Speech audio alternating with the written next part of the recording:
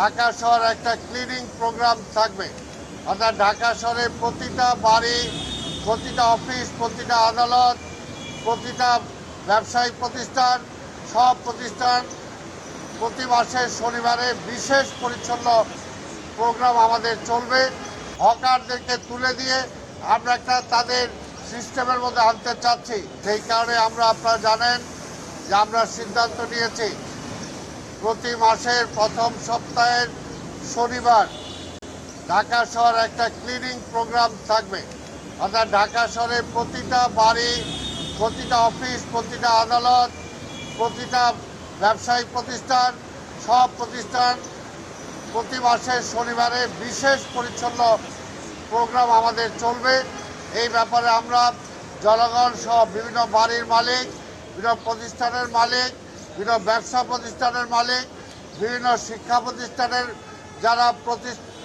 যারা পরিচালনা করেন তাদের সবার সহযোগিতা চাই এবং সবার আগে আমরা সাংবাদিক ভাই বোনদের সহযোগিতা চাই আপনাদের মাধ্যমে, যাতে এই বিষয়টা সবার মাঝে প্রচারিত হয় যে আমরা ঢাকা শহরটা পরিচ্ছন্ন রাখার চেষ্টা করছি।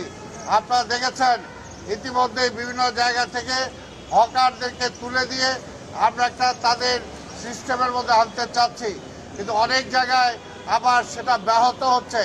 কাজে আপনাদের মাধ্যমে আমরা সবার সচেতন হোক সেটা আমরা চাই এবং আগামী এরপরে যে সমস্ত জায়গায় হকারদেরকে দেওয়া হয়েছে তার বাইরে যদি কোথাও বসে তাহলে তাদেরকে উচ্ছেদ করলে তখন যাতে আর কোনো বক্তব্য না আসে। তাই আপনাদের মাধ্যমে আগেই তাদেরকে আমরা জানিয়ে দিতে চাই এবং প্রত্যেকটা এলাকায় আমরা বিএনপি সহ ছাত্রদল, যুবদল সহ আমার দলের যারা আছেন তার বাইরেও বিভিন্ন রাজনৈতিক দল, বিভিন্ন সামাজিক প্রতিষ্ঠান যারা আছেন তাদেরকেও আমি অনুরোধ করব আপনারাও প্রতি মাসে এই ধরনের এই পরিষ্কার পরিচ্ছন্ন কর্মসূচিটায় আপনারা অংশগ্রহণ করবেন।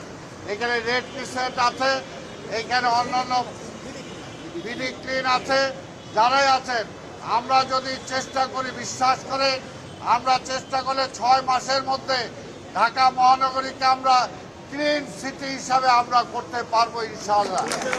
সবাই শুধু একটা প্রচেষ্টা দরকার, একটু সহযোগিতা দরকার। আপনারা যদি সহযোগিতা করেন তাহলে সেটা আমাদের পক্ষে সম্ভব। আর যদি আমরা এই ঢাকা শহরকে অপরিচ্ছন্ন রাখি তাহলে আমরা রোগে ভুগবো, সেটা থেকে আমরা বাঁচতে পারবো না।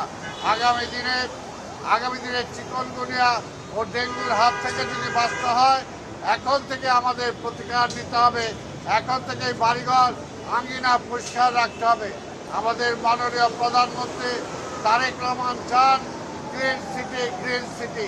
আমরা ক্লিন করতে চাই, পাশাপাশি আবার গাছপালা লাগাতে চাই যাতে গ্রিন সিটি হতে পারে। তাই আমি আর বক্তব্য দীর্ঘায়িত না করে সাংবাদিক ভাইদের মাধ্যমে আমি আবার ঢাকা নগরবাসীর দৃষ্টি আকর্ষণ করছি